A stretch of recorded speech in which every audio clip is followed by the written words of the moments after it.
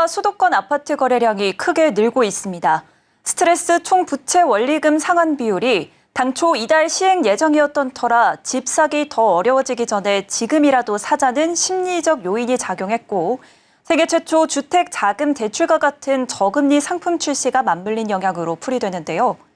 현재 주택 시장 상황은 어떤지, 또 주택 구입에 영향을 미치는 이 스트레스 DSR이 2달 밀린 만큼 매매 시장에 어떤 영향을 줄지 오늘은 산업이부 이지영 기자와 이야기 나눠보겠습니다.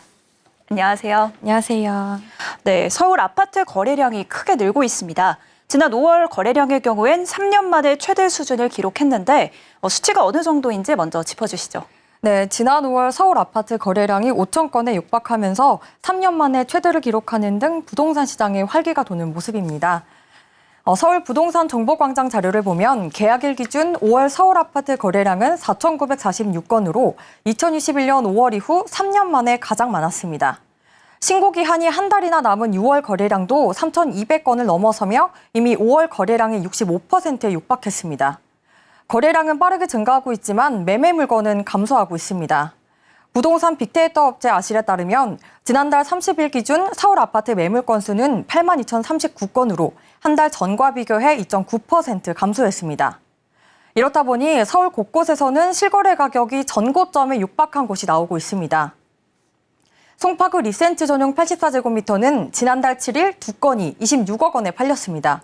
이는 역대 최고가인 2022년 4월 26억 5천만 원의 98%까지 회복한 수준이자 반년 만에 이제 3억 원에서 4억 원가량 오른 겁니다.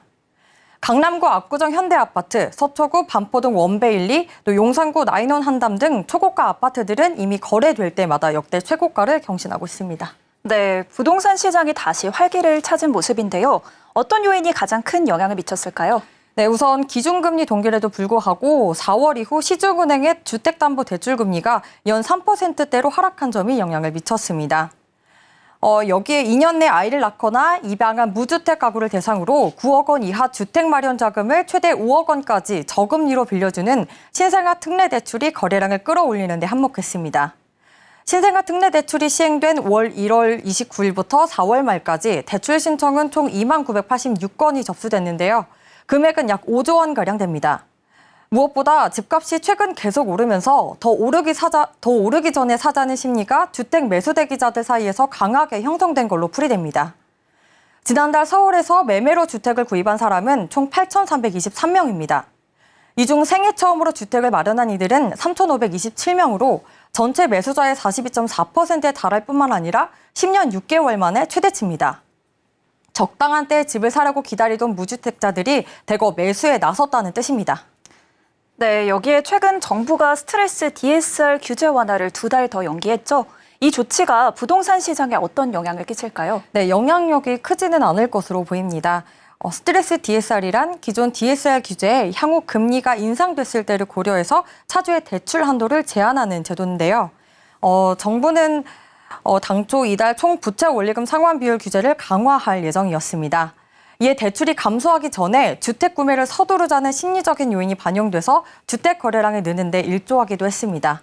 하지만 지난주 자영업자 지원과 또 부동산 PF 연착륙을 이유로 일정을 9월로 2달 연기했습니다.